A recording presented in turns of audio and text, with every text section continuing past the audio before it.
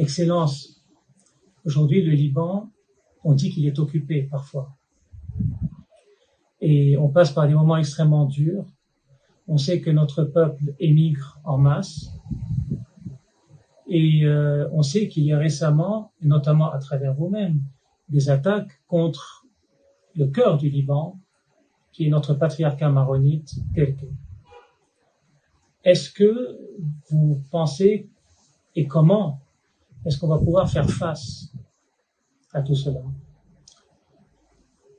Alors, c'est une question, alors je peux répondre en tant qu'évêque. Je ne suis pas un expert en politique, mais ce que je lis et ce que j'entends, il y a quelque chose, pas quelque chose, il y a comme une persécution contre cette voix très haute, libre, et il y a des gens là qui ne veulent pas entendre cette voix. Au contraire, ils vont faire taire cette voix qui est la voix du patriarche. Comme vous le constatez, il n'y a personne maintenant qui parle, personne ne dit rien. C'est pour ça qui reste le patriarche.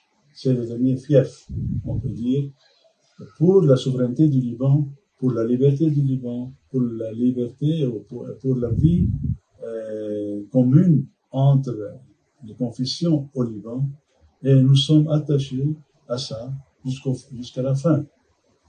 Alors, je constate, moi, comme tout le monde ici qui voit les nouvelles à travers toutes les télévisions, que ça devient quelque chose de dangereux. Ils ont démoli toute question d'institutions à tous les niveaux, la banque, l'école, l'université, l'hôpital, tout ça, ça fait partie de la présence chrétienne et ce sont les chrétiens qui ont fait toutes ces institutions. Maintenant, ça devient plus clair. C'est pour cela qu'il ne faut plus taire. Il faut parler. On n'a peur de rien. Nous avons ici une mission. Cette mission est de rester libre comme chrétiens ici au Liban et partout dans l'Orient, puisque tout le monde ici en Orient regarde les Maronites au Liban. Si vous êtes forts, nous sommes forts. Si vous êtes faibles, alors on va quitter. Moi, j'entends ça. Alors, ils ont... Parler des chrétiens en Orient. Les chrétiens de l'Orient. Et plus, alors, les non-chrétiens au Liban, qui comptent aussi sur quelqu'un aujourd'hui. Oui. Comment s'en rend compte? Ils avouent ça. Moi, j'ai entendu parler de ça hier et avant-hier. Les musulmans disent ça, que faites attention, si vous êtes forts, nous sommes ici forts. Alors, ce qui s'est passé en Orient, en Irak, en Syrie, c'est-à-dire la majorité des chrétiens qui ont quitté, alors il y a quelque chose, c'est-à-dire il y a un plan. Et il faut faire attention. Comment? C'est ce que je dis. Être libre, parler, ne pas avoir peur et être toujours optimiste malgré tout ce que passe. Comme a dit Saint Paul, il faut espérer contre toute espérance. Et moi, je suis optimiste. Si on peut travailler bien, si on fait attention à notre présence, à l'unité des chrétiens qui sont là, puisque nous sommes ici démocratiques, mais c'est la démocratie qui dominie et qui démolit parfois notre présence. Surtout quand il y a des dangers, des situations dangereuses, il faut s'unifier, mettre la main dans la main et aller en avant. Et il faut oublier nos problèmes, petits problèmes, aux grands problèmes, tout ça, devant l'unité du Liban et l'identité du Liban.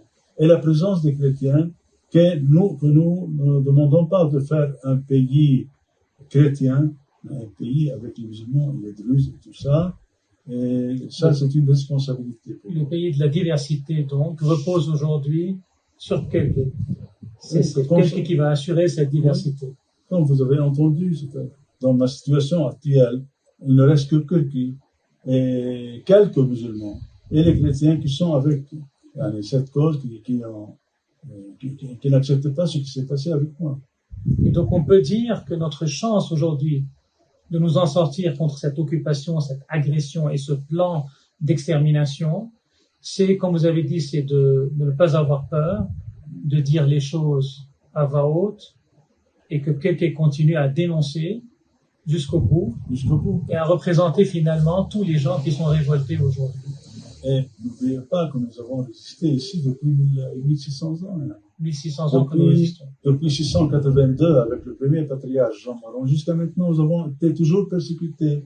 C'est pour cela que nous sommes venus ici au Liban, au Mont Liban, là où il y a des montagnes et des vallées, et nous avons eu des saints, des ascètes, des moines, des religieux.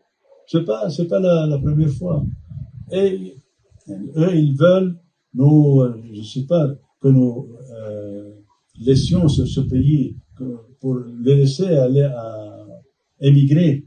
Ils ont mal lu l'histoire. Ils n'ont pas lu l'histoire, comme il a dit le patriarche aujourd'hui, ils ne savent pas qui sont les Maronnites. Ces gens qui ont résisté à travers les siècles, et ils sont toujours la croix sur l'épaule, toujours on la porte, et on ne va pas résigner, on va rester, on va continuer, on va devenir encore fort et plus fort. Et ce n'est pas le 77e patriarche qui va baisser les bras. Personne. Le patriarche doit toujours être fort avec son bâton. Il va taper sur comme on dit, taper pour dire que nous sommes là, nous sommes forts et que personne ne pense comme à travers les siècles de nous déraciner de nos origines.